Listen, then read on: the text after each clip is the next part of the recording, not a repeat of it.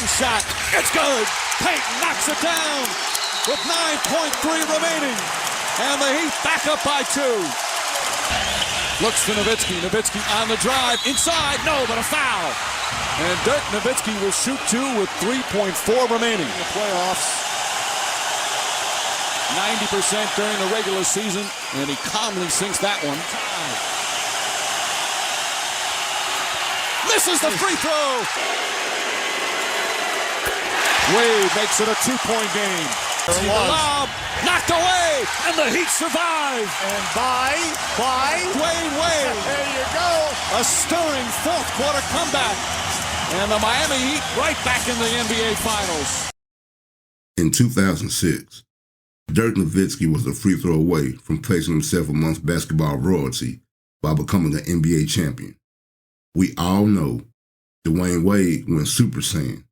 The referees may or may not have gave him a little extra help with some foul calls, and the Mavericks just could not recover from losing the chance to go up 3-0 in the finals, ultimately losing to the Miami Heat 4-2.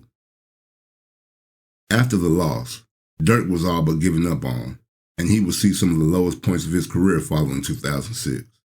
But little did the humble superstar know it would all be a setup for what may be the greatest championship run in NBA history, as he would once again be facing the Miami Heat and Dwayne Wade for an NBA title. Except this time around, the Heat had a new cast of characters, including All-Star Chris Bosh and the biggest name in the NBA, LeBron James. Miami's Big Three had joined forces that offseason and were pretty much crowned NBA champions from the minute they linked up. The Heaters were cocky, the Heaters were flashy, but the Heaters were also very, very good. They finished 58-24 after an 8-9 start. Miami had destroyed Kevin Garnett, Paul Pierce, and Ray Allen and the Boston Celtics 4-1 in the second round. Then they destroyed MVP Derrick Rose and the Bulls in the conference finals. So even though Dirk had led the Mavs to a 4-0 victory versus the Lakers and a 4-1 victory versus the Thunder, the Mavs would once again find themselves as the underdog. And after Game 1, it looked like the Mavericks should have been the underdog. Miami won Game 1, 92-84. An 8-point victory, yeah, not too big of a margin, but one in which it seemed Dirk and Dallas were outmatched. Dallas played tough. They were competitive, but yet again, didn't seem to have the athletic ability to keep up with James, Wade, and Bosh. The same looked to be true in Game 2, that is until the fourth quarter. James to Chalmers. Wade the corner. That's good. 3-pointer from Dwayne Wade. And the Heat have blown this game open. Nowitzki. 4 Heat players around him. Terry's wide open and gets it to go. Terry now 3 of 9 from the field. Going in overtime. Kidd throws it ahead to Terry, and Terry a layup. So a couple of quick buckets. Shot clock at 8. Nowitzki against Bosh, spinning.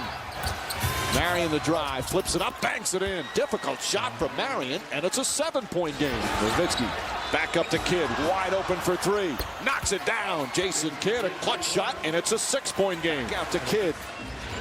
Terry the drive, Terry the pull-up. It's good, and a 4-point game. So the Mavericks fighting back. Nowitzki hooks it up, puts it in. 2-point game with 2:43 remaining. James another 3. Won't go. Haslam the offensive rebound. Tried to save it. Ball still loose. Picked up by Terry. A minute remaining. Here goes Marion. Back to Nowitzki. Lefty layup. Banks it in, and the game is tied. Wade. Shot clock at 8. Wade steps back a 3. Off the mark. Nowitzki the rebound. Hands it off to Kidd.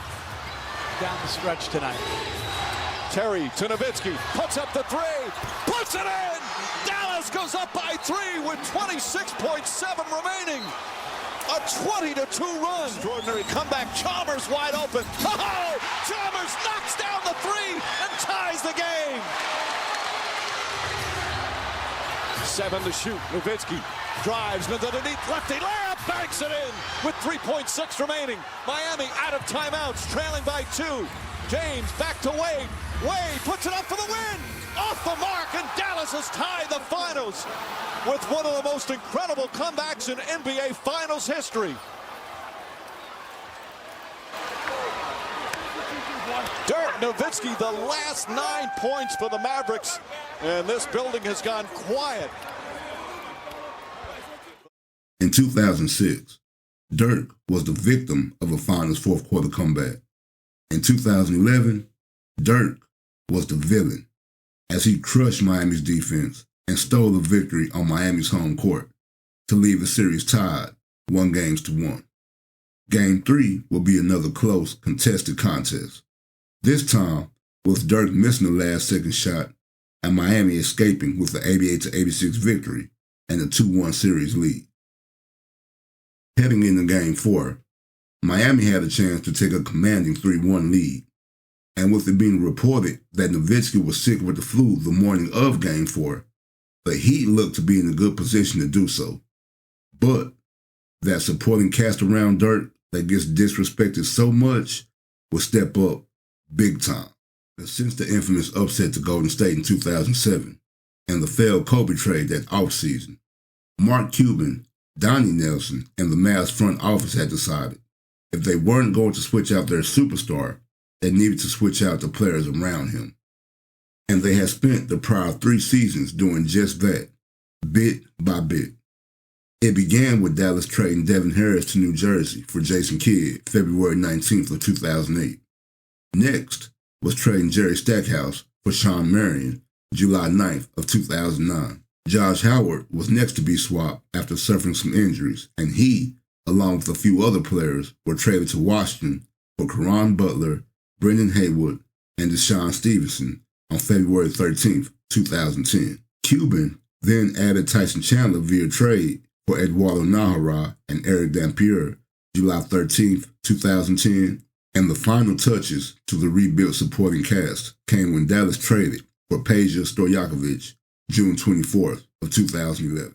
These moves Dallas had made over the past few seasons didn't pay off immediately, but they did over time, and they would cash out for Game 4 of the 2011 NBA Finals. The supporting cast for Dallas had been good all playoffs, but they would be great for Game 4. Dirk would score 21 points in Game 4, but clearly wasn't his usual self, shooting 6 of 14 for only 31% from the floor. He had carried Dallas this entire playoff run, but in Game 4, his teammates returned the favor. Tyson Chandler had 13 points and 16 rebounds. Shawn Marion added 16. J.J. Barea chipped in with 8 points and 4 assists. Jason Terry scored 16 off the bench. Deshaun Stevenson decided he didn't like LeBron so much he would finally play like a first-round pick and score 11 points himself. And Jason Kidd, in true Jason Kidd fashion, would score 0 points, give 3 rebounds, 3 steals, 1 block, and finish with a plus 12. The Mavs won 86-83, and the series was tied 2-2. Oh, did y'all hear me cough? I think I'm sick.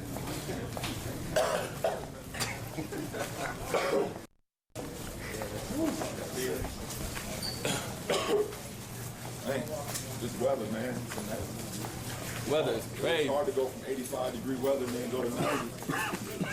Think of the video of Wade and LeBron coughing. Dwayne said that that was a real cough, by the way. Well, I just thought it was a little childish, a little ignorant. You know, I've been in this league for 13 years. I never faked an injury or an illness before. Dirk and the Mavericks would punish the Heat for their arrogance in Game 5 with a balanced attack, having 6 players score 8 or more points, led by Nowitzki's 29. After 5 games, it was the Mavericks who found themselves with a 3-2 lead and a chance to win the championship in Game 6 in Miami.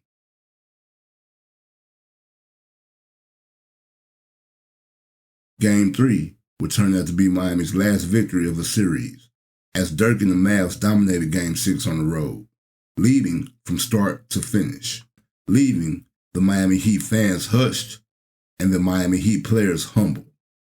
Rick Carlisle had switched to a matchup zone defense ever since Game 2. Eric Spoelstra never found the answer for it. Dirk would drop 21, and Jason Terry would score a game-high 27.